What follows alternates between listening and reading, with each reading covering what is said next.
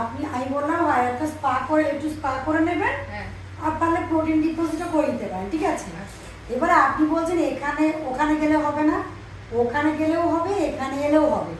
এটা প্রিমিয়াম সার্ভিসের জন্য এটা করা, মানে আমি ওখান দিয়ে সরে আসছি। কারণ সবাই ধরুন আজকে 5 জন হেয়ার কাট করতে হয়, 5 জনকে নাই করতে পারি, তো না করলে 5 জনই রেগে যাবে, হয়তো আমি 2টো করলাম, বাকি 3 জন রেগে যাবে। তো তার জন্য আমার এই জায়গাটা স্পেশাল কাউন্টার, ঠিক আছে? এটাও পুরোপুরি কমার্শিয়াল, এরপরে আরও আপনি দেখতে পাবেন।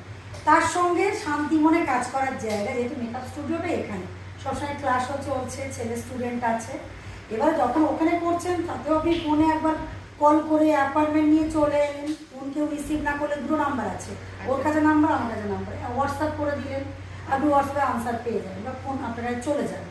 আবার কখন মনে করছেন যে এক্ষুনি দরকার, হয়তো আমি এখানেই আছি, যেমন আজকে চলে এলেন, এখানে আসবেন, এখানে এলে সার্ভিসটা আরও বেটার পাবেন। এবার বাকিটা আপনার চয়েস, ওখানে নেই এখানে চলে এলেন, বা ওখানে আছি ভিড়, আপনি আমি অ্যাপয়েন্টমেন্ট করে এসেছি, তাহলে আগে আপনাকে আমার সিট দিতেই হবে। বলতে পারলাম? কাটিং ঠিক আছে? পছন্দ হয়েছে?